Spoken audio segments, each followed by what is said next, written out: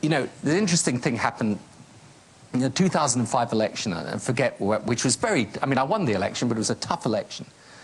And my two sons, eldest sons, went out and canvassed for me for the first time, which is quite an experience for them. And they were canvassing in this part of Middlesbrough.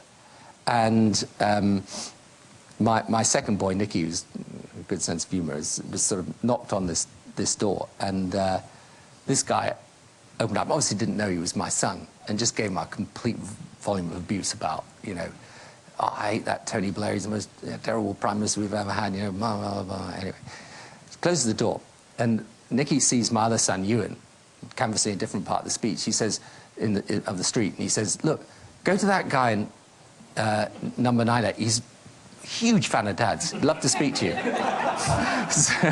so he sends out Ewan, knocks on the door. The guy, what? Another one, gives him even worse. And Ewan is a little more sensitive than Nicky on these things, sort of got a bit upset with this, and finally he says to the guy, you know, that's my dad you're talking about. And this guy immediately goes, oh my God, I'm so sorry. He's not that bad after all, come in and have a cup of tea. And, you know, that's what it's people aren't, you know, you are two different things when you're in the public life like that. One is you're a thing, a commodity out there, and you become the repository of a lot of hope and a lot of hate, and that's just the way it is. And then you are what you are as a human being. And most people in the end, I mean, I actually ended, I think the best thing I can say about my time in politics is I ended it as optimistic as I began.